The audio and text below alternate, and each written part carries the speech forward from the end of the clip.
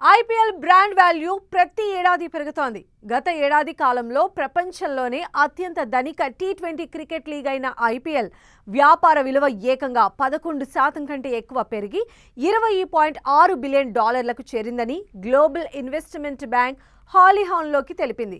అంటే భారత కరెన్సీలో సుమారు 1.97 లక్షల కోట్ల అన్నమాట. 2008లో ప్రారంభమైన ఐపీఎల్ ప్రసార హక్కులు, స్పాన్సర్షిప్లు, మర్చెండైజింగ్, ఫ్రాంచైజీ పెట్టుబడులు వంటి బలమైన ఆదాయ వనరులతో ప్రపంచంలోనే అత్యంత విజయవంతమైన క్రికెట్ లీగ్గా ఎదిగింది.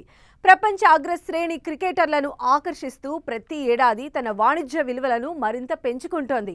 హాలీహాన్లోకి డైరెక్టర్ హర్ష్ తాలికోటి మాట్లాడుతూ ఐపీఎల్ ఫ్రాంచైజీల విలువలు కొత్త గరిష్ట స్థాయికి చేరుతాయని, ప్రైవేటు పెట్టుబడులు వేగంగా పెరుగుతున్నాయని తెలిపారు.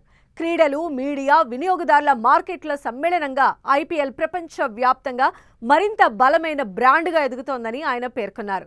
దీనిపై సోషల్ మీడియాలో కాస్త సరదా చర్చ కూడా మొదలైంది. భారతదేశంలోని 15 రాష్ట్రాల బడ్జెట్ కంటే ఐపీఎల్ బ్రాండ్ వాల్యూ ఎక్కువగా ఉందని పలుమార్లు కామెంట్లు కూడా చేస్తూ ఉన్నారు.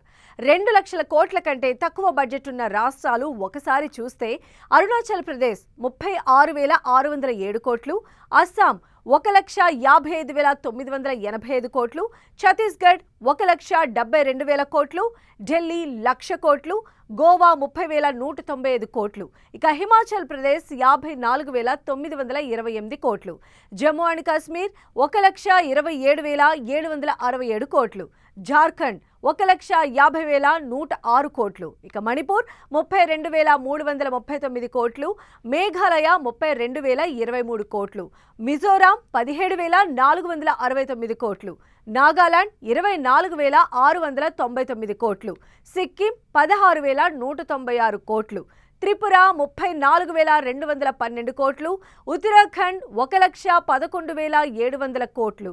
సో రాష్ట్రంలో చాలా రాష్ట్రాల బడ్జెట్ కంటే కూడా ఐపీఎల్ బ్రాండ్ వాల్యూ దూసుకుపోతోందన్నమాట.